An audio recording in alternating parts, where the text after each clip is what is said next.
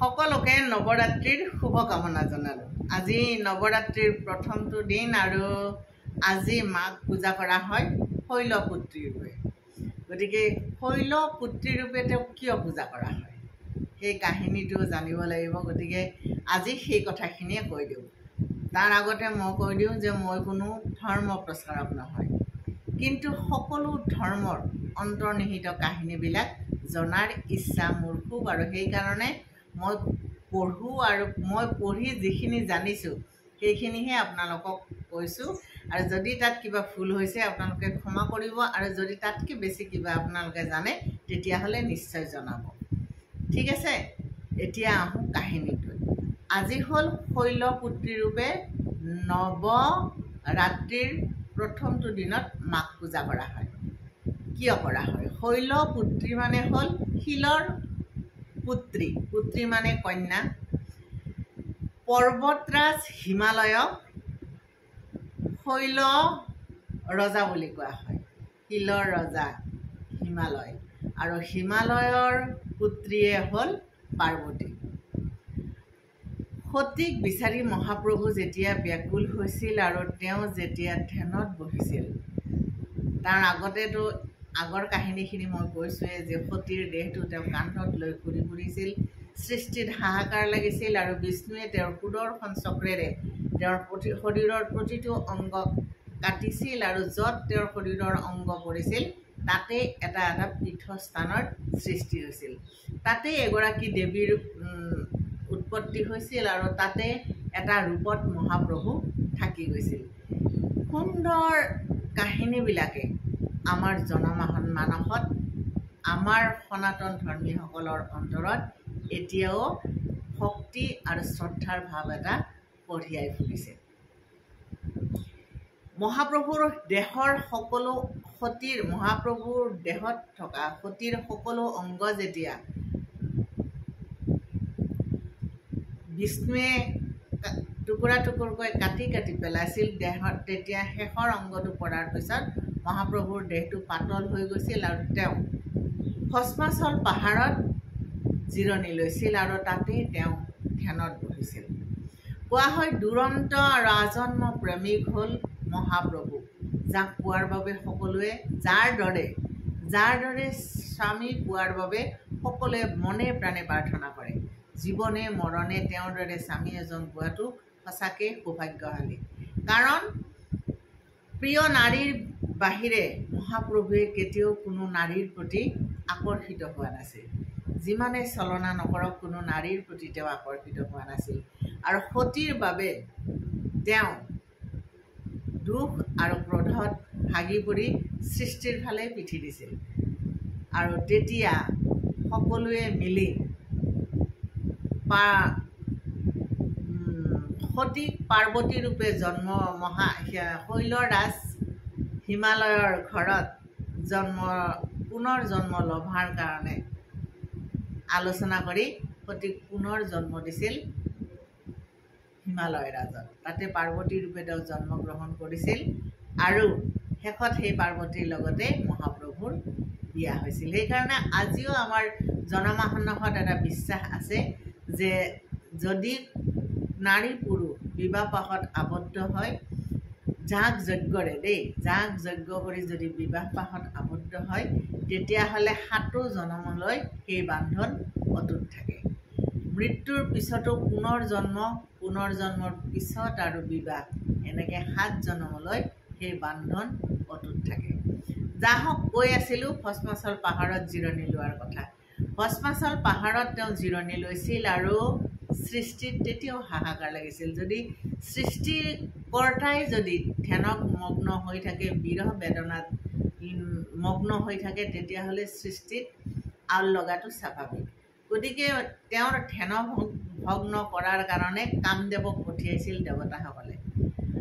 কামদেৱে নানান ধৰণেৰে মহাদেৱৰ ধ্যান ভংগ কৰাৰ কাৰণে চেষ্টা কৰিছিল, আৰু ক্ৰোধিত মহাপ্ৰভুৱে 3য় নয়নেৰে ভস্ম কৰিছিল কামদেৱক ভস্মাচল পাহাৰত। আৰু সেই ভস্মাচল পাহাৰতে উমানন্দ মন্দিৰ, আমি সকলোৱে জানো যে ভস্মাচল পাহাৰতে উমানন্দ মন্দিৰ অৱস্থিত, য'ত মহাপ্ৰভু বিৰাজমান। আচৰিত লাগে, মহাবাহু ব্ৰহ্মপুত্ৰৰ বুকুত এটা সৰু নদীদ্বীপ আৰু তাত মহাপ্ৰভু বিৰাজমান হৈ আছে। উমানন্দ, উমা আনন্দ, আচলতে কোৱা হয় তাত ধ্যান কৰাৰ পিছতহে উমা মানে পাৰ্বতী, পাৰ্বতীৰ জন্ম হৈছিল আৰু তাৰ পিছত পাৰ্বতী তালে আহিছিল। এই ধৰণৰ লোকবিশ্বাস কিছুমান প্ৰচলিত হৈ আছে। আৰু সেই পাৰ্বতীক প্ৰাৰ্থনা কৰাৰ কাৰণে, সেই পাৰ্বতীক পূজা অৰ্চনা কৰাৰ কাৰণে আজিৰ দিনটো নৱৰাত্ৰিৰ প্ৰথম দিনটো। কাৰণ তেওঁ নোহোৱা হ'লে সৃষ্টিত কিজানি আউল লাগিলহেঁতেন।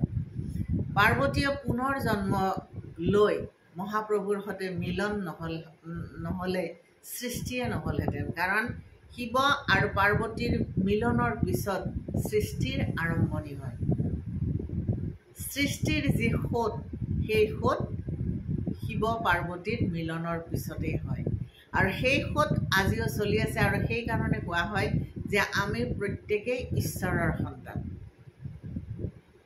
যদি আমাৰ মানুহৰ মাজত আজিও প্ৰেম, আস্থা আৰু ঐশ্বৰ্যিক শক্তি বিৰাজমান, এই কাৰণে যে সেই সৃষ্টিৰ এটা অংগ এতিয়াও সোঁত বৈ আছে।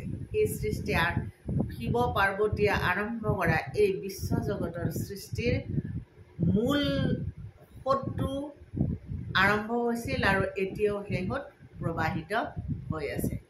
যুগটো যিহেতু কলিৰ যুগ চলি আছে, মানুহৰ মনৰ পৰা শ্ৰদ্ধা, ভক্তি, বিশ্বাস, আস্থা লাহে লাহে কমি আহিছে কাৰণে মানুহৰ মাজত দ্বন্দ্ব খেয়াল বাঢ়িছে। কিন্তু আধ্যাত্মিক ভাৱনাত যদি মানুহে অলপ মগ্ন হয়, যদি তেওঁ নিজকে ঈশ্বৰৰ সন্তান বুলি বিশ্বাস কৰিবলৈ লয়, তেতিয়াহ'লে মানুহৰ মাজত প্ৰীতিৰ বান্ধোন অটুট থাকিব। কিন্তু তাৰ বাহিৰে যদি মানুহে আমাক কোনে সৃষ্টি কৰিছে, ক'ত আছে ভগৱান, ক'ত আছে, কোনে দেখিছে, এই ধৰণৰ বিতৰ্কিত প্ৰশ্নৰে যেতিয়া থকা সৰকা কৰা হয়, এই ধৰণৰ বিতৰ্কিত প্ৰস্তাৱেৰে যেতিয়া মুখৰিত হয়, তেতিয়া মানুহে বিশ্বাস আৰু আস্থা হেৰুৱায়। খং আৰু ক্ৰোধত মানুহে মানুহৰ মানৱতা হেৰুৱায়, যাৰ কাৰণে আজি সমাজ লাহে লাহে বিশৃংখল পথত ধাৱমান হ'ব ধৰিছে। আধ্যাত্মিক ভাৱত মগ্ন হোৱাটো অন্ধবিশ্বাসী নগ'লে। আমাৰ সনাতন ধৰ্মই সকলোকে আদৰি লয়, সকলোৰে মংগলৰ কাৰণে চিন্তা কৰে। সৃষ্টিৰ সেই বিৰল মুহূৰ্তৰ পৰা আজি বিভিন্ন পন্থা, বিভিন্ন ধৰ্মাৱলম্বী মানুহৰ সৃষ্টি হৈছে। কিন্তু সৃষ্টিৰ সেই সোঁতক কোনেও অস্বীকাৰ কৰিব নোৱাৰে। গতিকে শৈলপুত্ৰী হিচাপে পাৰ্বতী জন্ম লাভ কৰি মহাপ্ৰভুৰ সৈতে মিলন হৈ যি সৃষ্টি ৰচনা কৰিছিল, যি আদ্য শক্তিয়ে সকলোকে ৰক্ষা কৰিছিল বিপদৰ সময়ত, যিকোনো বিপদ যেতিয়া উৎপন্ন হৈছিল, সকলো বিপদৰ সময়ত তেওঁ নানান ৰূপ ধাৰণ কৰি সকলোকে ৰক্ষা কৰিছিল। কেতিয়াবা যদি দুৰ্গা ৰূপ ধৰিছিল, কেতিয়াবা তেওঁ কালী ৰূপ ধৰিছিল, কেতিয়াবা আৰু অন্য নানান ধৰণৰ ৰূপ ধাৰণ কৰি তেওঁ ধৰাৰ সকলো মানুহক ৰক্ষা কৰি আহিছে। গতিকে তেওঁৰ সেই সৃষ্টিৰ সেই লক্ষ্যটোৰ প্ৰতি লক্ষ্য ৰাখি কৃতজ্ঞতা আৰু শ্ৰদ্ধাৰে সোঁৱৰণ কৰি আজি তেওঁক শৈলপুত্ৰী হিচাপে পূজা অৰ্চনা কৰা হয়। কাহিনীটো ইমানখিনিয়ে। যদি আপোনালোকে ইয়াৰ লগত আৰু কিবা বেলেগ কথা জানে, তেতিয়াহ'লে নিশ্চয় জনাব। নমস্কাৰ।